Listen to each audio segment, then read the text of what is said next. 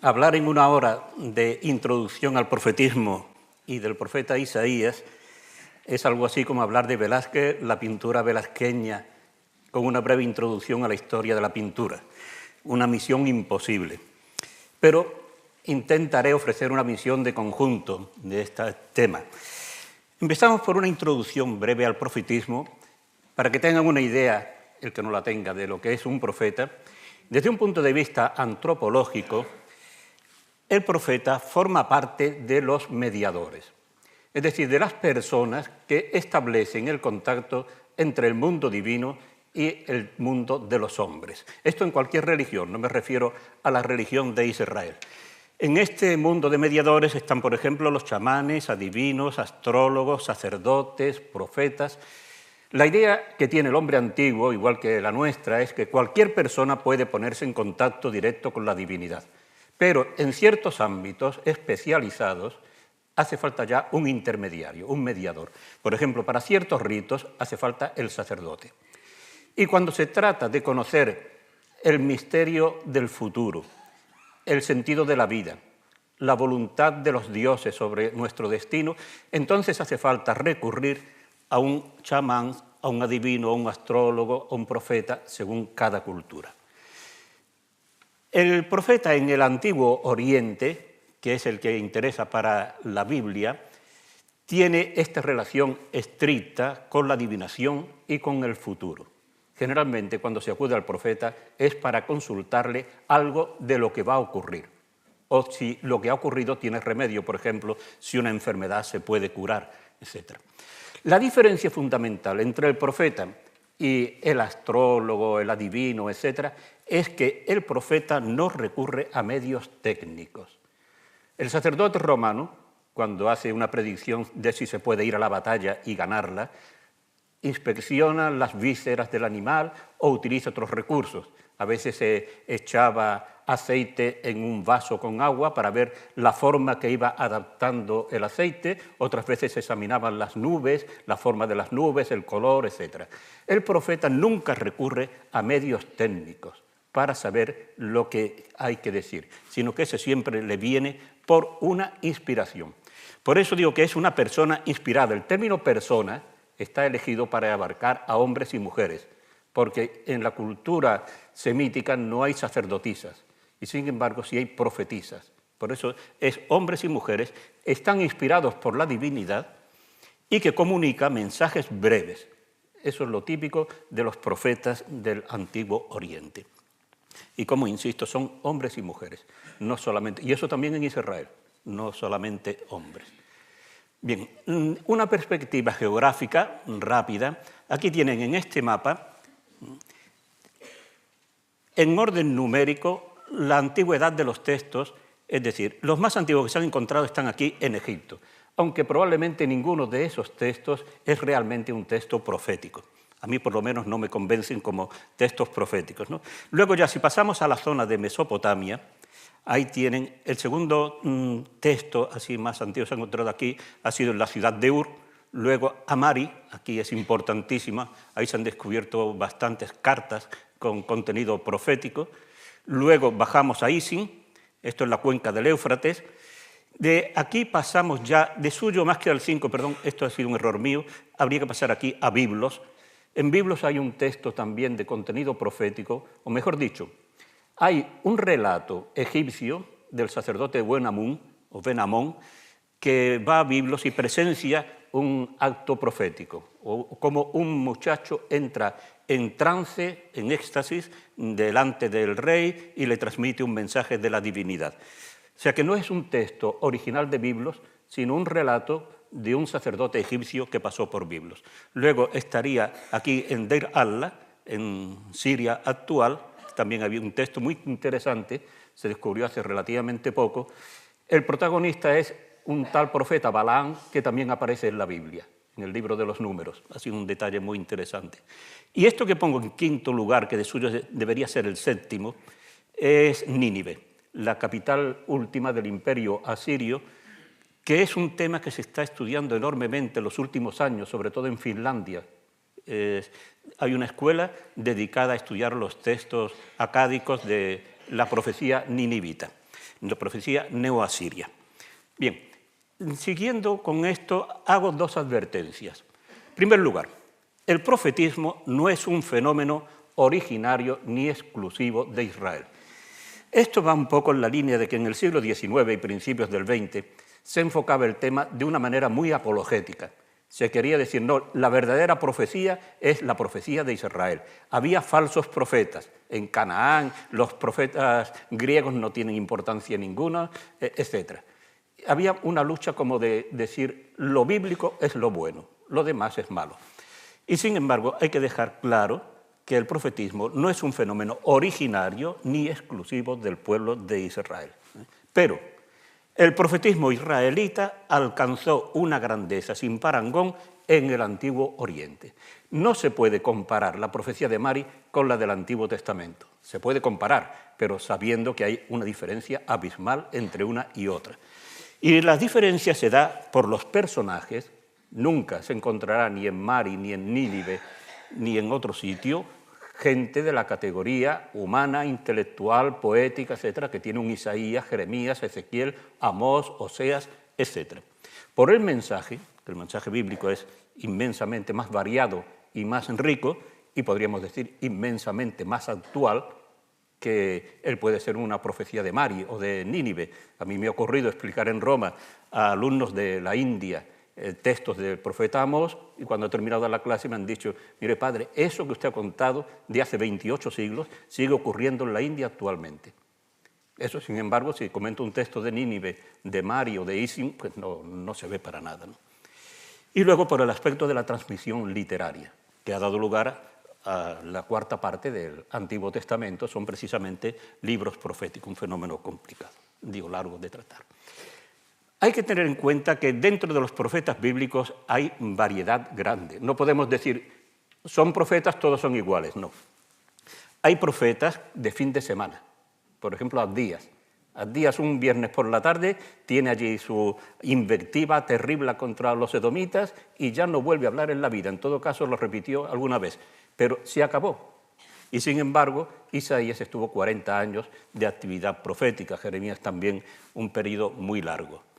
Luego, en el modo de entrar en contacto con Dios.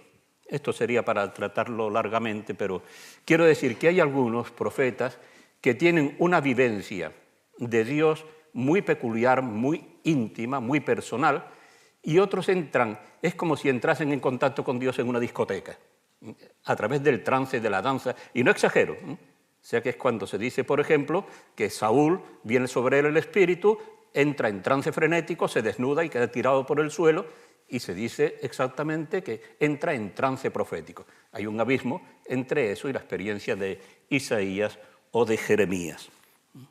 Luego, en el modo de transmitir el mensaje. Lo normal es que se use la palabra. Lo que más recuerda en el mundo moderno al profeta de los primeros tiempos, mejor dicho, de la época clásica del antiguo Israel, en el siglo VIII, VII, sería el cantautor. Es el poeta que canta, porque el profeta cantaba muchas veces, o recitaba sus versos, y que tenía un impacto muy fuerte en la gente. Pero hay momentos ya en siglos posteriores donde los profetas casi más que aparecer en público trabajan en su despacho, escriben. Y esa escritura es la que se va a transmitir después a través de los discípulos, etc. Hay otros profetas que utilizan la palabra, pero también las acciones simbólicas. Es muy variado el tema. Y finalmente la función que desempeñan en la sociedad, porque hay profetas que ocupan un puesto importantísimo en la sociedad, abren la boca y todo el mundo lo escucha. Recuerden el caso de Monseñor Tarancón. Tarancón hablaba cuando estaba vivo, en la época de la transición, etc., y a favor o en contra, unos Tarancón al paredón y otros Tarancón, bendito lo que dice, ¿no? Pero ciertamente era una palabra que se escuchaba. Y hay otros profetas que se conocen como profetas periféricos, que actúan en el margen de la sociedad y que a lo mejor solamente son conocidos en su pueblo o en una comunidad pequeña, no tienen un influjo mayor en todos. El profeta periférico y el profeta central. Bueno, como resumen ya final, rasgos esenciales del profeta de Israel, que es una persona inspirada, Es decir, lo que él transmite no es lo que él quiere transmitir, sino lo que él piensa que Dios le está transmitiendo, lo que él cree que debe decir a los demás. Es una persona pública en el sentido de que su actividad se desarrolla en público normalmente, aunque he dicho que en la última etapa a veces son escritores, pero no es como el sabio de Israel que se dedica a educar a los niños, sería más bien una especie de profesor universitario o algo por el estilo. El profeta está en la calle y por eso en los libros proféticos encontramos detalles que no podemos imaginar en otra serie de libros bíblicos, ni siquiera libros históricos. El precio al que están vendiendo un esclavo, el precio al que están vendiendo los productos del campo, la calidad de los productos, son cosas de la vida diaria que el profeta sabe perfectamente. Luego es una persona amenazada, porque aborda las cuestiones más fundamentales de la sociedad, de la política, de la religión, del culto, de la economía, y entonces eso le provoca la animadversión y la persecución de muchísima gente. Bueno, con esto ya tenemos un poquito de idea de los profetas. Reconozco que voy a una velocidad de pánico, pero es que tengo mucha materia que explicar, así que perdonen que siga a la carrera. Vamos a hablar un poco de Isaías, la persona y el libro. Para conocer al profeta Isaías y su época tenemos las siguientes fuentes, literarias, epigráficas e iconográficas. Entonces, las fuentes literarias, las bíblicas son el segundo libro de los Reyes, los capítulos 18 a 20, que lo que cuentan es el reinado de Ezequías, de Judá, en la última parte del siglo VIII a.C., pero ahí tiene mucha importancia la actividad del profeta Isaías. Y luego, para reconstruir la figura del profeta y su mensaje, algunos capítulos del libro de Isaías. Y quizás alguien piense, no todo el libro, no, ahora lo veremos ese tema. Luego, fuentes extrabíblicas no existen de aquella época, es decir, no existen fuentes literarias, ni cananeas, ni sirias, ni egipcias, ni babilónicas, que hablen del profeta Isaías. Esto a veces se ha utilizado en algunas personas poco cultas, diciendo entonces si los egipcios, los babilonios o los asirios no dicen nada de Isaías, es que no existió. Eso es exactamente igual que decir un señor de hoy día, fulanito de tal, que existe en carne y hueso, no existió nunca ni existe porque no tiene una cuenta en Facebook.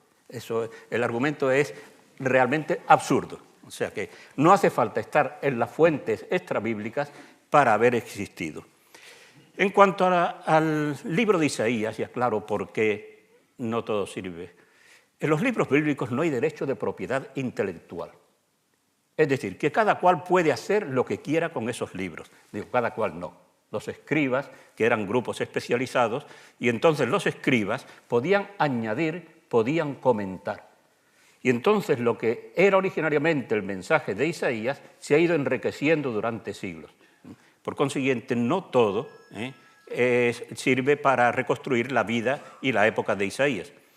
Como digo, el libro de Isaías supone un largo proceso de formación de 500 años. 500 años. Imagínense si Cervantes comienza el Quijote y todavía no está terminado el Quijote. O sea que queda un siglo prácticamente para que se termine el Quijote. Pues eso sería la formación del libro de Isaías, una cosa inimaginable para nosotros. Esta es la estructura básica del libro de Isaías. Los 39 primeros capítulos representan básicamente la época del profeta del siglo VIII. Luego, en el siglo VI, finales del siglo VI, la época hacia el 538 siguiente, de ahí proceden los capítulos 40-55, lo que se conoce como el segundo Isaías o Deutero Isaías. Y la última parte, 56-66, sería el tercer Isaías o trito Isaías. Son ya una serie de oráculos que se fueron añadiendo y luego indicaré por qué. Por consiguiente, los capítulos 40-66, perdón, ahí ponen 40-55, 40-66, no hablan del profeta del siglo VIII, pero son fundamentales para conocer su influjo posterior. Esto sí, todo lo que supuso la persona y el mensaje de Isaías. Bien. En cuanto a los capítulos 1-39, tampoco se pueden usar todos los capítulos para reconstruir la vida del profeta. Muchos pasajes proceden de autores posteriores y reflejan el influjo de Isaías. Por consiguiente, a la hora de utilizar fuentes bíblicas para la persona, la vida y el mensaje de Isaías, hay que andarse con muchísimo cuidado al seleccionar, porque es relativamente poco lo que hay dentro del libro. En cuanto a las fuentes epigráficas, las inscripciones, del mundo judío solamente tenemos la inscripción de Siloé, que habla de una obra que se realizó en tiempos del rey Ezequías, vivía el profeta, pero que no habla del profeta, naturalmente. Ahora es una obra de ingeniería interesantísima y bueno, hay que tenerla en cuenta. Mucho más importantes para conocer la época son las inscripciones asirias, los anales de estos 4 emperadores, Tiglat-Pileser III, Salmanasar V, Sargón II y Sennacherib. Y dentro de Sennacherib está el famoso prisma. Aquí tienen esta la inscripción de Siloé, que actualmente no la busquen en Israel porque no la van a encontrar, está en Ankara, porque está allí en el museo. Cuando Israel pertenecía al Imperio Turco, se la llevaron allí en el siglo XIX. Y este es el famoso prisma de Sennacherib. Bueno, tiene la ventaja de que el que no sepa cádico no lo puede leer, así que se ahorra la molestia. En cuanto a las fuentes iconográficas, solo para la época asiria, es decir, no tenemos representaciones gráficas de nada más que en Asiria. Y tenemos diversas representaciones de los emperadores, pondré alguna, y es importantísimo la conquista de Laquis, que se encuentra en el palacio de Sennacherib en Nínive. Laquis era una ciudad de Judá, una fortaleza importantísima, las asediaron y conquistaron los asirios, y en el palacio de Nínive se reprodujo, en este palacio, todo esto, como Nínive quedó absolutamente destruida, esto es una reproducción de algo como sería el palacio real de Nínive. Y allí están estos bajorrelieves de la conquista de Laquis. Esta es una parte muy interesante, esto es inmenso, pero aquí fíjense, para conocer la técnica de las escalas para asaltar la muralla, las torres estas de asalto, con los arqueros, etc. Esto es un friso inmenso, enorme, y es importantísimo. Aquí están representadas las murallas de Laquis. Bueno, pero sigo a la carrera. Y pasamos a la vida y actividad del profeta. La persona. Es un profeta del siglo VIII a.C. Debió de nacer aproximadamente hacia el 760 y el último dato que según la tradición se conserva de él es del 698. Con plena, absoluta seguridad, 701, 3 años antes. Pero hay una tradición judía que no tiene crédito ninguno, que murió aserrado, por el rey Manasés lo mandó cortar por la mitad con una sierra, ¿no? Y eso se situaría en el 698. En fin, contemporáneo del nacimiento de Roma, de la ciudad de Roma, contemporáneo de Homero, para que se sitúen un poco en la panorámica universal.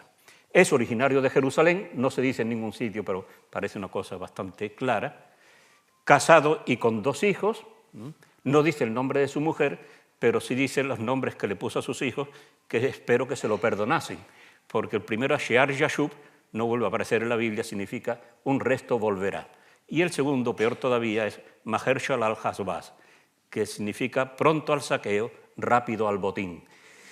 Y yo tengo la ilusión de poder escribir algún día un relato breve de este segundo hijo de Isaías, quejándose del nombre que le puso su padre y contando todo lo que ocurrió en aquella época. Bien, pues estos nombres son muy sintomáticos porque demuestra cómo el profeta, todo fenómeno de su vida personal, lo pone al servicio de la palabra de Dios, del mensaje que intenta transmitir.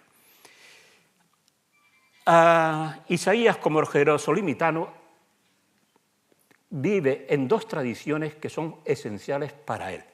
Y esas 2 tradiciones son, la primera, la elección divina de la dinastía davídica.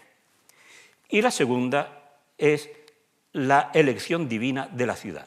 Es decir, Jerusalén es la capital de Judá y tiene un rey, que es el descendiente de David.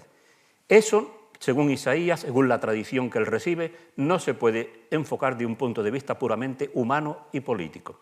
Si el descendiente de David es el heredero del trono, es porque Dios ha elegido a esa dinastía. Y si Jerusalén es la capital, es porque Dios mora en ella y esa es la ciudad que realmente se va a salvar.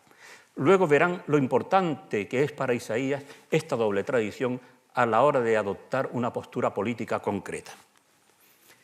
Y último dato que me parece importante en la formación es la relación con el profeta Amós. Si hablan el libro de Isaías, verán que comienza diciendo palabras de Isaías, hijo de Amós.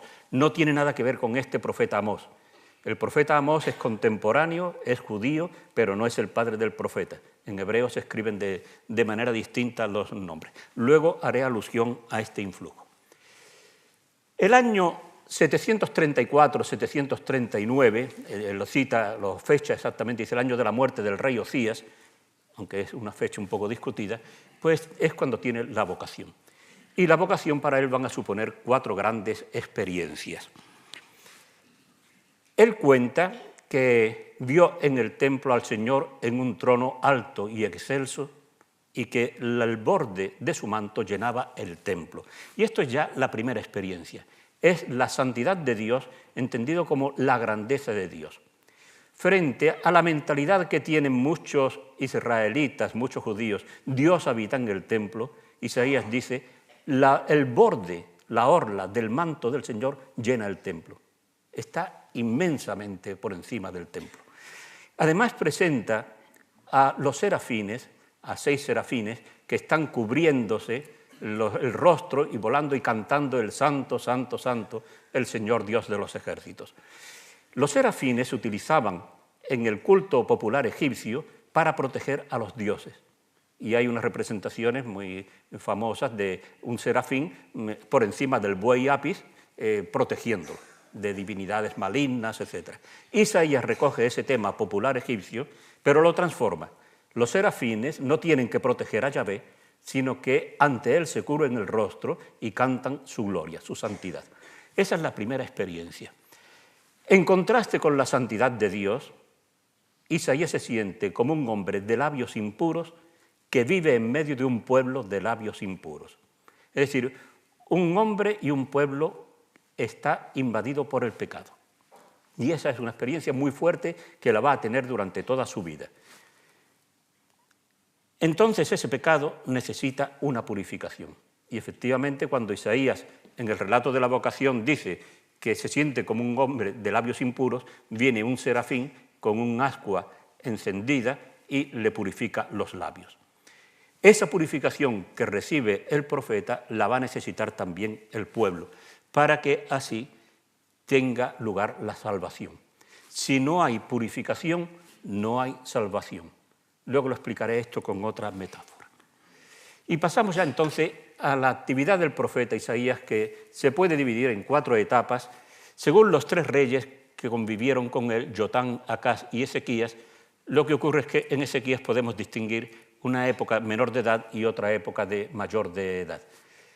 Esto sería tan largo que resulta imposible exponerlo, me voy a fijar sobre todo en la primera etapa y en algo de la segunda y la cuarta. En el reinado de Jotán, fíjense estos 5 años, de 239-34, aparentemente la situación de Judá es magnífica. Desde un punto de vista, diríamos, económico, político, la situación parece segura, tranquila, etc., ¿no? Sin embargo, el profeta, con esa experiencia que ha descubierto en sí mismo del pecado, también analiza la situación del pueblo como una situación de pecado. Para que lo entiendan con una imagen moderna, uso esto del diagnóstico y curación del cáncer de Judá. Judá tiene un cáncer y entonces hace falta diagnosticarlo y hay que curarlo. Las causas del cáncer serían un culto sin justicia, la corrupción de los jueces, el orgullo humano, la vanidad de las señoras de la clase alta riquísima de Jerusalén. Todo eso se ejemplifica en la canción de la viña y también hay una serie de ayes, de poemas que comienzan como los cantos que se cantan en Israel cuando muere una persona, ay, ay, ay. Pues eso se utiliza en la profecía también para indicar que la persona a la que se le está hablando, aunque parezca que es rica y sana, está muriendo ya o está muerta. Bien, pues entonces voy a elegir 3 textos. El primero va a ser Isaías 1:10, 17 contra el culto, para ver cómo desarrolla un texto del profeta Amós. Luego nos fijaremos en este otro texto contra Jerusalén para subrayar su visión profética de la sociedad.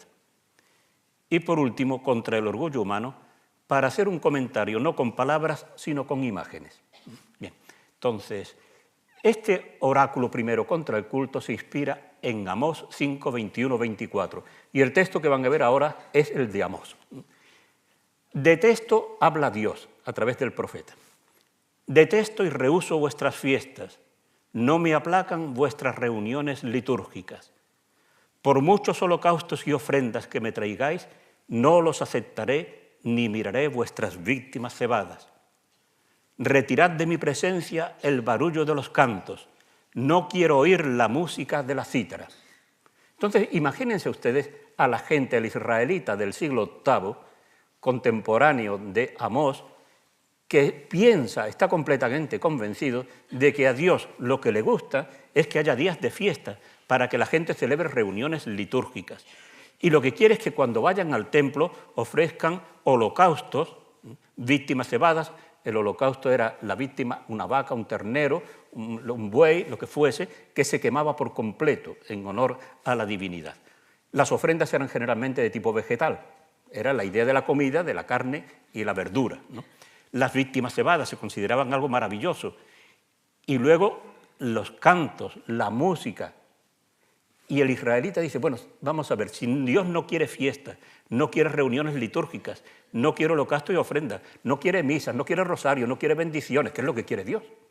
Esa sería la pregunta, y es lo que dice el profeta, que fluya como el agua el derecho y la justicia como arroyo perenne.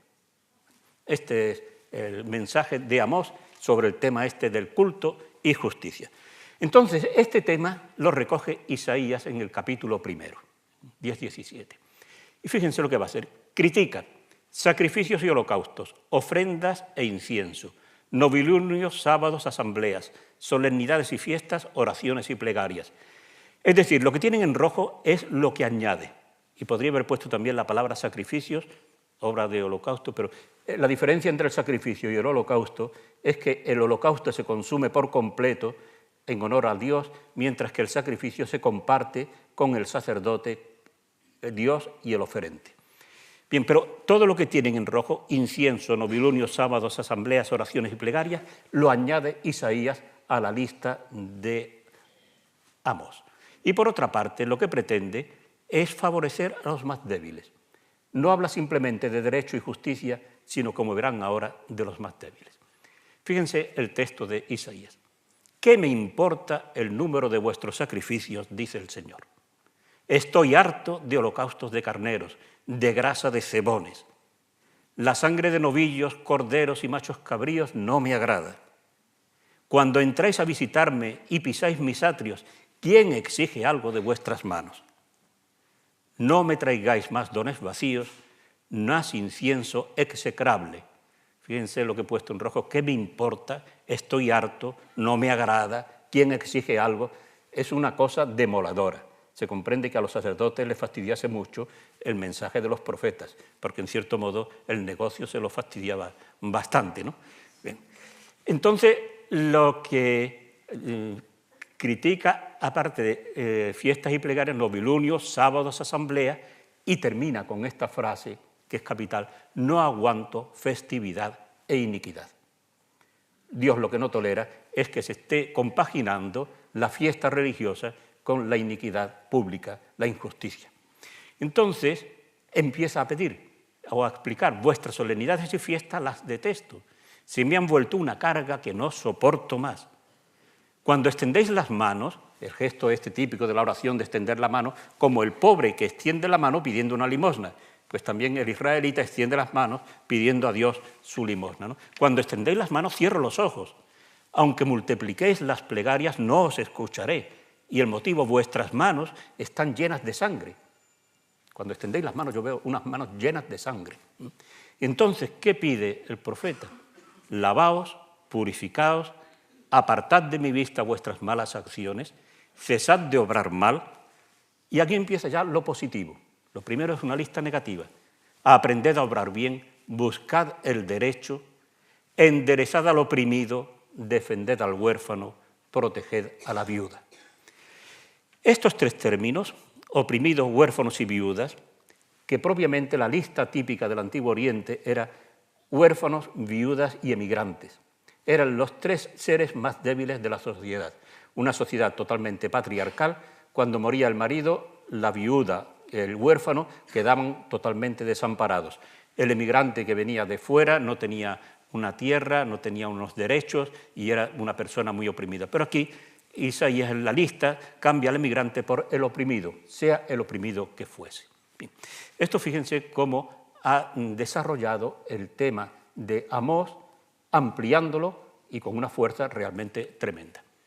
Vamos a pasar al segundo texto, contra Jerusalén. En lo que cuenta el poema, no voy a leerlo, pero simplemente contarlo, habla de la ciudad que es como la esposa de Yahvé y que se ha prostituido. La imagen de una ciudad esposa del Dios es una cosa frecuente en el Antiguo Oriente. Entonces Jerusalén es la esposa de Yahvé. Pero resulta que la esposa se ha vuelto una prostituta. Y el poema empieza precisamente diciendo cómo se ha vuelto una prostituta la villa fiel. La esposa fiel se ha prostituido. ¿Y por qué se ha prostituido? Porque la justicia y el derecho han cedido el puesto a la corrupción. Y esta palabra no está elegida intencionadamente por la situación actual, sino que es de todos los tiempos. Y entonces esa corrupción se manifiesta en que los jueces se asocian con bandidos y se despreocupan del huérfano y la viuda. Y Dios lo que va a hacer es sustituir a esos jueces, a esas autoridades, por gente honesta. Y Jerusalén entonces volverá a ser la esposa fiel de Dios. Este es el esquema que sigue el poema, que es muy breve, como ven, son 6 versículos simplemente de la Biblia. Ahora, aquí tienen un poco cómo se ha vuelto una ramera la villa fiel, antes llena de derecho, morada de justicia, ahora de criminales. Tus jefes son bandidos, socios de ladrones, todos amigos de sobornos en busca de regalos, no defienden al huérfano, no se encargan de la causa de la viuda. Miren, en un esquema, esta es la visión que tiene Isaías de la sociedad, una visión muy demagógica.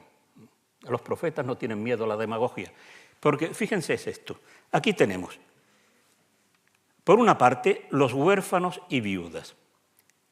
Por otra parte, tenemos a unas personas que Isaías llama, sin más ni más, bandidos y ladrones.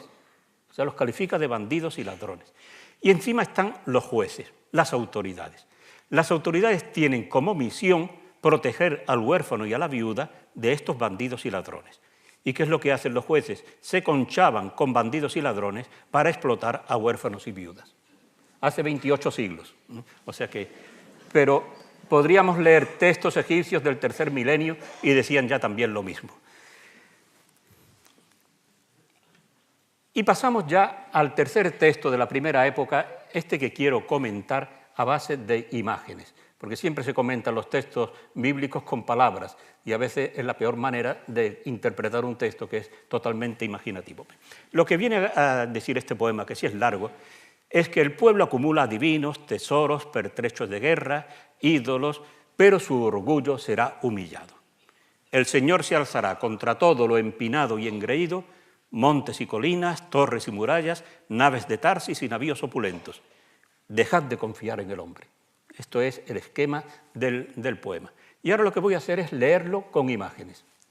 Y el poema empieza así diciendo, su país está lleno de plata y oro, y sus tesoros no tienen número. Su país está lleno de carros, y sus caballos no tienen número.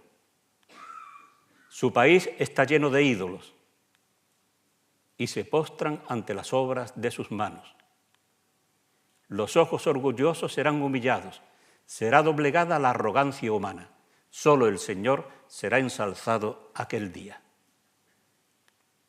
Que es el día del Señor de los ejércitos contra todo lo orgulloso y arrogante, contra todo lo empinado y engreído, contra todos los cedros del Líbano, contra todas las encinas de Basán, contra todos los montes elevados, contra todas las colinas encumbradas, contra todas las altas torres, contra todas las murallas inexpugnables, contra todas las naves de Tarsis, contra todos los navíos opulentos.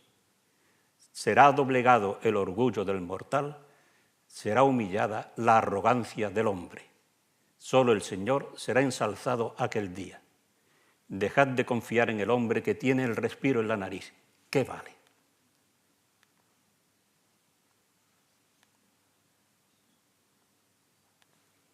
Este ha sido el diagnóstico, muy breve, podría leer otros textos, pero no hay tiempo, del cáncer. ¿Cómo se cura ese cáncer? El deseo de la gente sería, el cáncer se cura con una aspirina. Pues mire usted, no, con una aspirina no va a curar el cáncer, hay que operar, hay que extirpar el tumor. Y el tumor se va a extirpar mediante la invasión asiria, de la que se habla en este poema del capítulo 5. Y aquí les pongo un poco el esquema de la expansión del imperio asirio. No me voy a alargar mucho. Miren, Asiria comienza aquí. Es un pueblo de mercaderes en el 2.º milenio antes de Cristo, hasta que descubren que el mejor negocio es la guerra. Y entonces se dedican a luchar contra todos los vecinos, a dominarlos y a imponerles tributo. Entonces ya en el 2.º milenio antes de Cristo ya va ampliándose todo esto, y en la época de Isaías, que es lo que nos interesa, ya va a llegar a dominar toda esta parte de aquí, hasta aquí. Y luego, posteriormente, en el siglo VII antes de Cristo, van a llegar hasta Egipto. O sea que la expansión del imperio asirio es una cosa impresionante. Esto se consiguió en gran parte por obra de Tiglat-Pileser III o Teglat-Falasar III, que renovó por completo el arte de la guerra, introdujo una política militar de modernización del ejército. Esto se podría explicar muy bien con imágenes, porque se ve cómo los carros de combate mejoran enormemente, de 6 ejes pasan a 8 ejes, los soldados tienen botas para poder caminar mejor, los arqueros, etc. Es toda una cosa, desde el punto de vista militar, impresionante.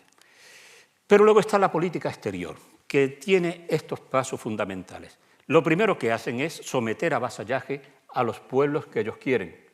Van ampliando su territorio, como han visto, ¿no? Y el vasallaje significa pagar un tributo. Ese tributo se va pagando a Siria. Si el pueblo se cansa de pagar el tributo y quiere dejar de hacerlo, entonces lo que se hace es declararle la guerra, deponen al rey y ponen a otro que sea favorable a la rendición a Asiria. Y si vuelve a haber una nueva rebelión, deportan a la población. Eso es lo que le ocurrió a los israelitas del norte, que se rebelaron, no quisieron pagar tributo, y a la segunda vez ya los deportaron a Asiria. Bien, en Judá de eso se salvó.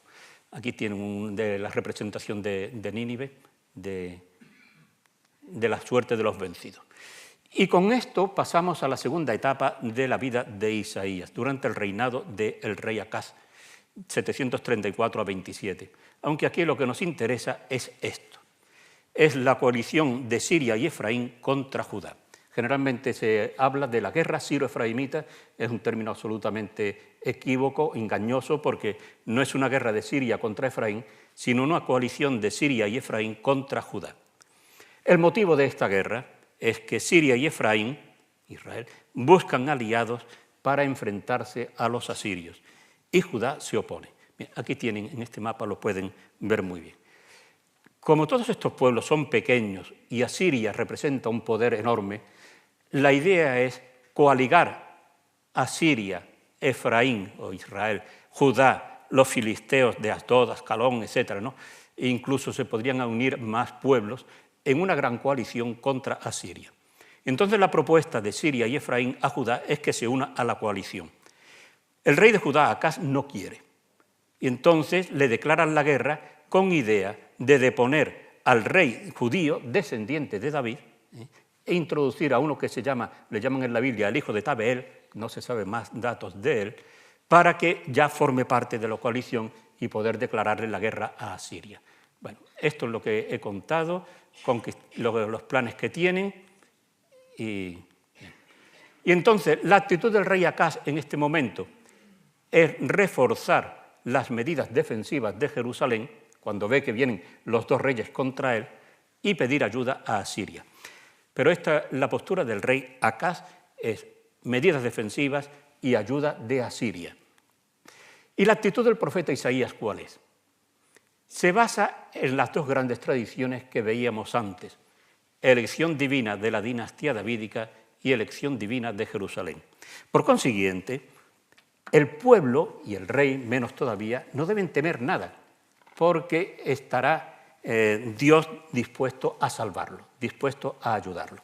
Esto se lee en algunos salmos, el Salmo 48, por ejemplo, y habla precisamente de cómo los pueblos se coaligan para atacar a Jerusalén, pero pueden dar la batalla por completamente perdida.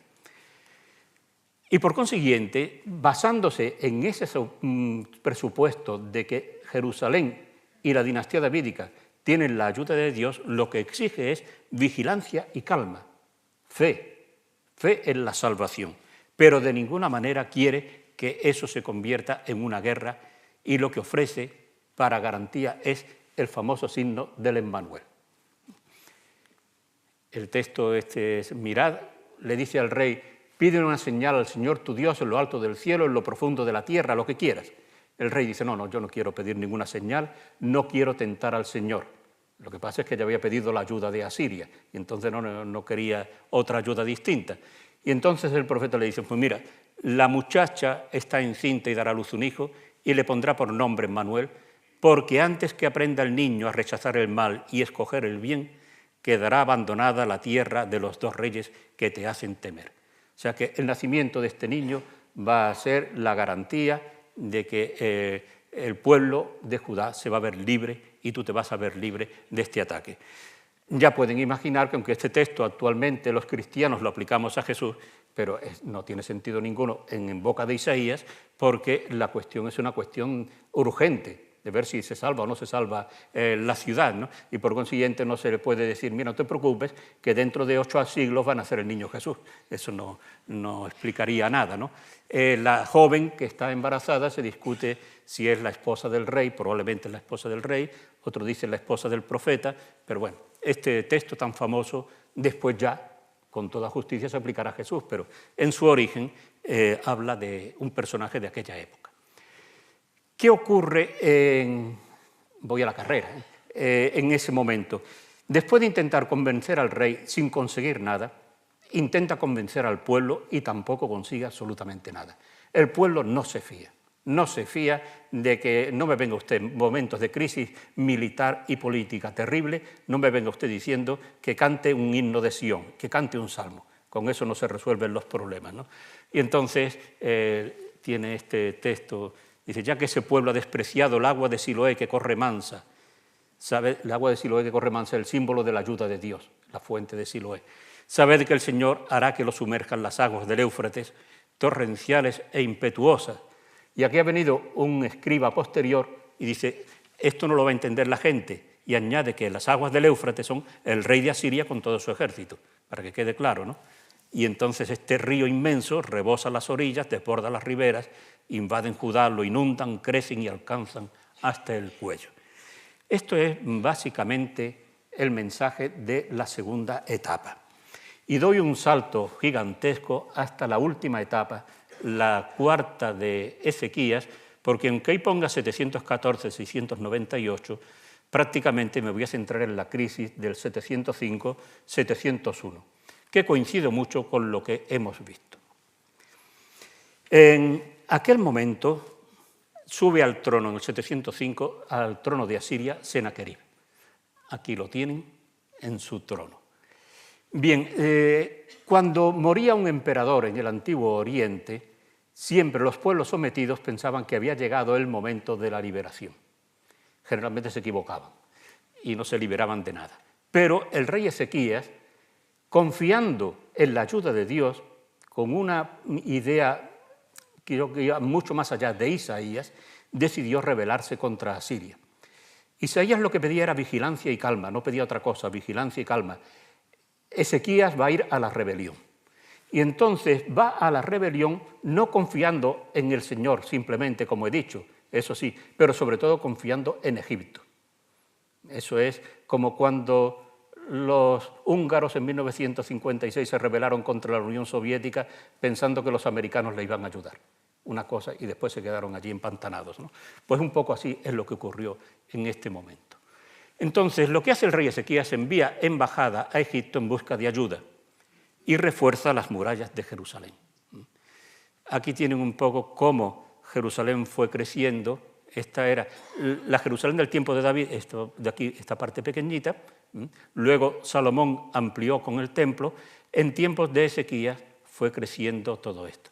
Esta que tienen ahora en marrón es la muralla turca actual del siglo XVI, pero que engaña mucho porque no coincide con las murallas antiguas. Bien, cuando Isaías se entera de lo que ha hecho el rey, de enviar una embajada a Egipto pidiendo la ayuda militar, condena la embajada. Y lo condena en estos dos textos. Aquí tienen algunos textos. Ay de los hijos rebeldes, oráculo del Señor, que hacen planes sin contar conmigo, que firman pactos sin contar con mi profeta, añadiendo pecado a pecado. Fíjense el concepto político que tiene el profeta, y es que el rey y la corte, antes de tomar una decisión de política internacional o de política militar, tiene que consultar al profeta, que es el que transmite la palabra de Dios. Estamos en un mundo totalmente religioso, donde religión y política van de la mano, no es el mundo actual, ¿no? Y el pecado es que bajan a Egipto sin consultar mi oráculo, buscando la protección del faraón y refugiarse a la sombra de Egipto. La protección del faraón os hará fracasar y el refugio a la sombra de Egipto os defraudará. En el capítulo 31 dice prácticamente lo mismo. Hay de los que bajan a Egipto por auxilio y buscan apoyo en la caballería. Confían en los carros porque son numerosos. Los carros son carros de combate siempre. Y en los jinetes porque son muy fuertes, sin fijarse en el Santo de Israel ni consultar al Señor. Los egipcios son hombres y no dioses, sus caballos son carne y no espíritu. El Señor extenderá su mano, tropezará el protector y caerá el protegido. Los dos juntos perecerán. ¿Cuál es la reacción de Senaquerib cuando se entera de que Judá se ha rebelado? Invade Judá, viene con su ejército, invade Judá, asedia la fortaleza de Laquis y pide la rendición incondicional de Jerusalén. Aquí tienen esta zona de Israel, aquí tienen Jerusalén, el Mar Muerto, el Mediterráneo, aquí está famosa Gaza, ¿no? Se sitúan, pues miren, Jerusalén, de Jerusalén a Tel Aviv, al aeropuerto, hay 70 kilómetros, para que se hagan un poco las dimensiones. Y aquí está Laquis. Bien, todo esto es prácticamente desértico, aunque está aquí Hebrón, etcétera, pero es muy desértico. En cambio, esta zona de aquí, lo que se llama la Shefela, es una zona muy rica desde el punto de vista agrícola, muy fértil, y aquí es donde estaban las principales fuentes de ingresos de la corona por los cultivos. Y con distintas fortalezas, había 46 fortalezas, y una de ellas, la más importante, era Laquis. Y esa es la que asedia Senaquerib y conquista. Y cuando la conquista, desde allí envía al copero mayor a Jerusalén con una embajada pidiendo la rendición incondicional. Aquí tienen una reconstrucción. Gracias a los gráficos, a los bajorrelieves de Nínive, se han podido reconstruir un poco lo que era la doble muralla de Laquis, el palacio del gobernador junto con todos los graneros, etcétera, las casas. Bien, todavía se sigue usando el acceso para subir a Laquis en la actualidad. Bien. Y esto es una reproducción más apegada al bajorrelieve de Nínive. Bien, entonces la embajada del copero mayor pide la rendición incondicional de Jerusalén, desprecia a Ezequías y a su confianza en la ayuda de Yahvé. El texto está enfocado desde un punto de vista muy religioso. Les he dicho antes que, aunque Ezequías confiaba en Dios, pero él confiaba también en la ayuda de Egipto, muchísimo en la ayuda de Egipto. Y entonces el copero mayor, en su discurso, que es una pieza oratoria espléndida, fabulosa, pues va a ir rebatiendo diciendo, miren, los egipcios son una caña cascada que como te apoyas en ella se te clava en la mano y te destroza. Y en cuanto a la protección de Yahvé, olvídate de ella, porque ningún pueblo que ha atacado a mi señor el rey ha conseguido salvarse. Ningún Dios ha conseguido salvar a su pueblo.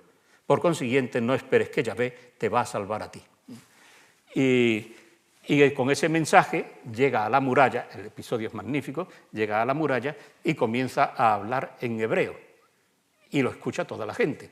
Y entonces están toda la gente a lo alto de la muralla de Jerusalén oyendo el mensaje del copero mayor y de pronto las autoridades, el rey no está presente, el rey de Judá ha mandado a los dignatarios Y entonces los dignatarios le dicen al copero mayor, por favor, háblanos en arameo que lo entendemos.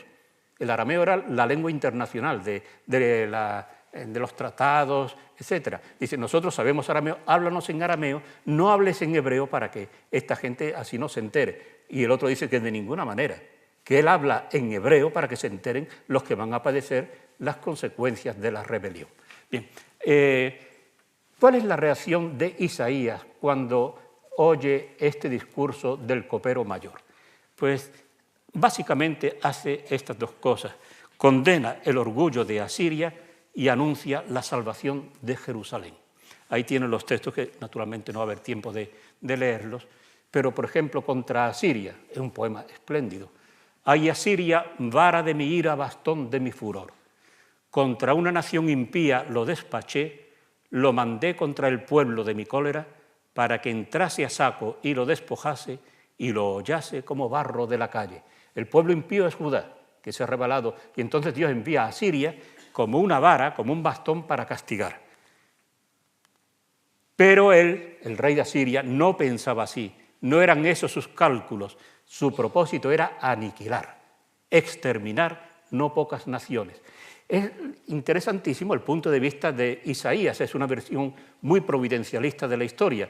Y entonces Dios utiliza al gran imperio asirio para castigar a Judá, pero solamente un castigo. El emperador asirio no lo ve las cosas de esa manera. El emperador asirio lo que quiere es exterminar y aniquilar y apoderarse del mundo entero. Poema es mucho más largo, ¿no? Dice, pues bien, el Señor de los ejércitos meterá escualidez en su gordura y debajo del hígado le encenderá una fiebre como un fuego abrasador.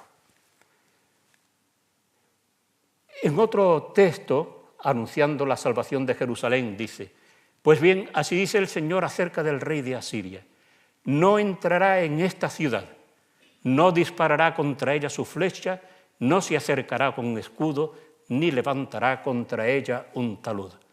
Por el camino por donde vino se volverá, pero no entrará en esta ciudad oráculo del Señor. Yo escudaré a esta ciudad para salvarla, por mi honor y el de David, mi siervo. Aquí tienen la doble tradición, la elección divina de la ciudad y la elección divina de la dinastía davídica. Resultado de todo eso es que Sennacherib se retira y no conquista Jerusalén. En esto Isaías acertó por completo. Hay que indicar que en la Biblia se contienen, en el capítulo 38 de Isaías, dos tradiciones completamente distintas sobre el final, una tradición milagrosa y una tradición profana. La tradición milagrosa dice que aquella noche el ángel del Señor entró en el campamento asirio y mató a 185.000 soldados, o sea, todo el ejército.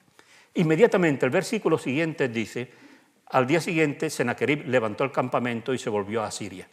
Entonces uno dice, bueno, el ángel del Señor tuvo muy mala puntería porque mató a 185.000 soldados y se libró Sennacherib, que era el que precisamente tenía la culpa de todo, ¿no?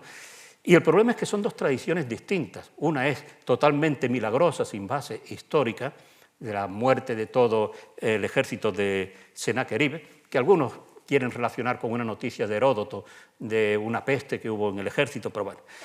Y la otra es la tradición secular, profana, que dice que Sennacherib se enteró de que había una conspiración contra él en Nínive y en vez de empeñarse en conquistar Jerusalén, prefirió someterla a un tributo muy fuerte, se volvió a Nínive, allí se encontró con que sus hijos se habían rebelado contra él y efectivamente lo asesinaron poco después.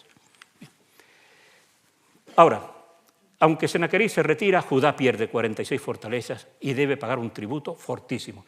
De esto no se dice nada en la Biblia, pero lo conocemos por los anales de Sennacherib, que lo cuentan con pleno detalle, todo lo que tuvo que pagar, terrible, el tributo de Judá.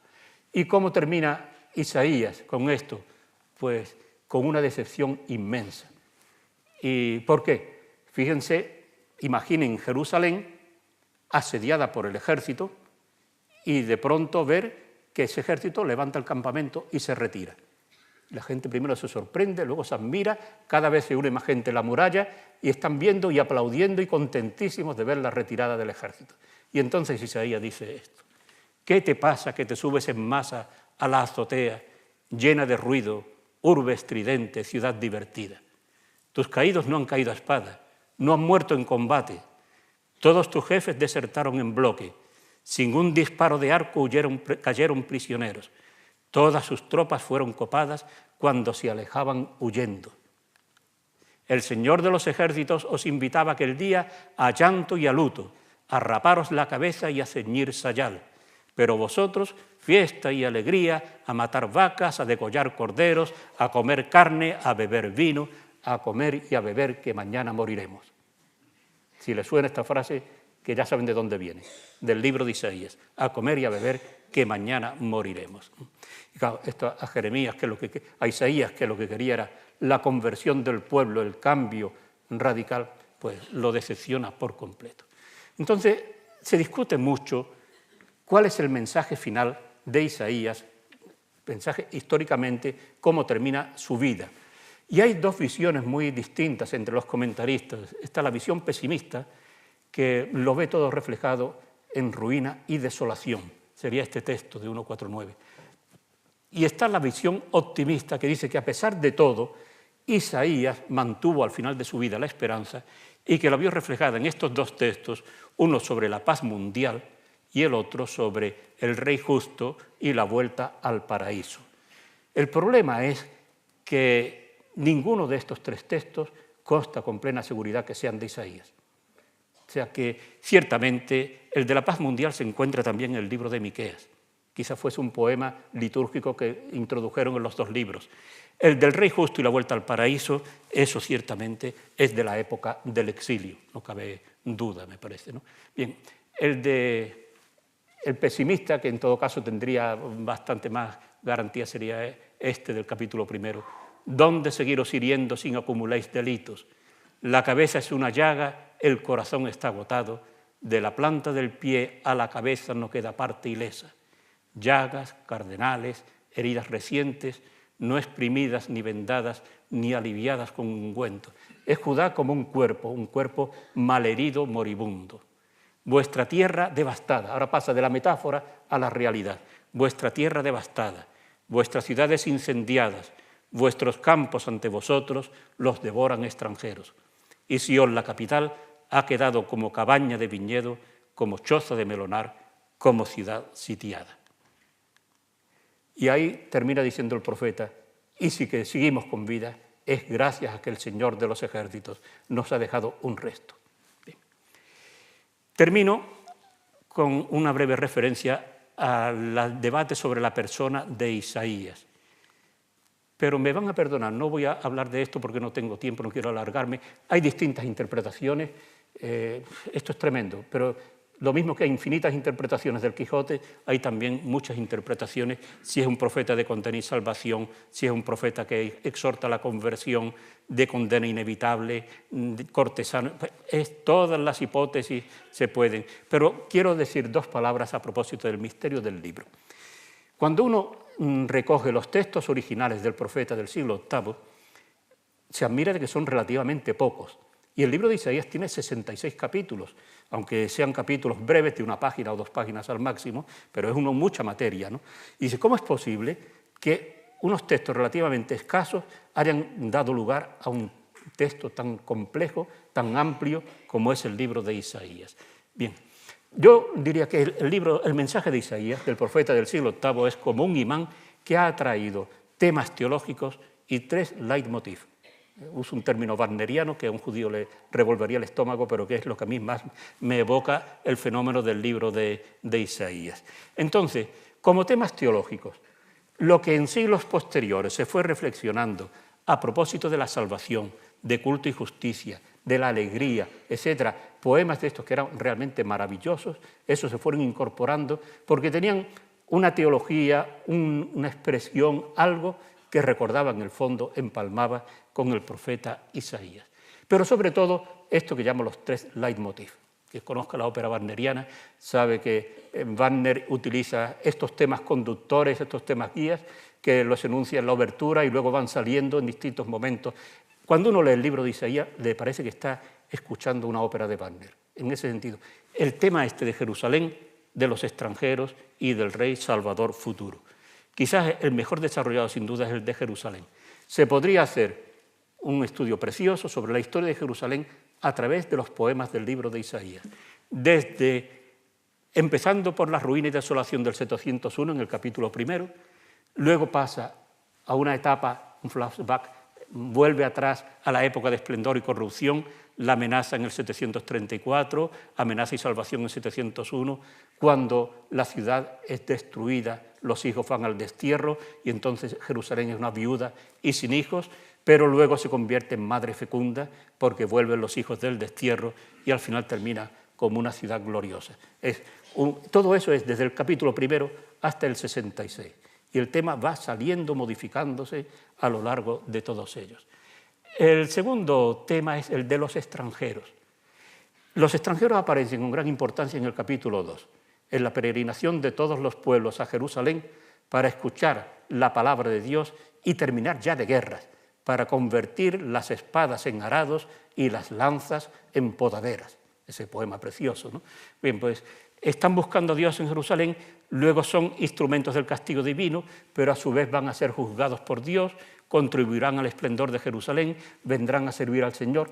Entonces, este tema se le iba dando vueltas y vueltas durante siglos por parte de autores muy distintos y al final quedaron consignados en el libro de Isaías. Y el tercer tema, que es el que más hemos valorado los cristianos, pero que considerando la amplitud es el tercero, ¿no?, sería el tema del Rey Salvador o del Salvador futuro.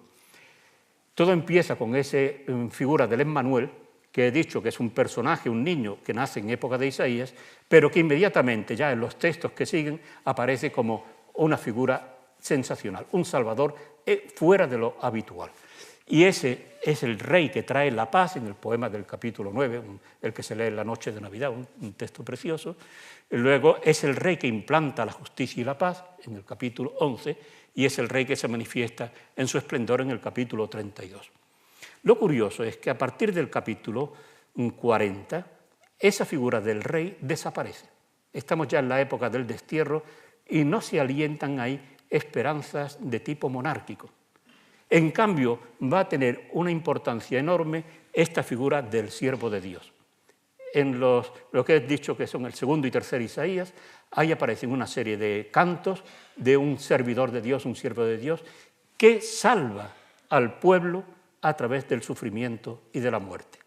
Es un cambio radical con este mensaje de la primera etapa, coincide en el tema del personaje salvador, pero no es el que salva simplemente implantando la justicia y la paz, sino que consigue implantar la justicia y la paz gracias al sufrimiento y la muerte.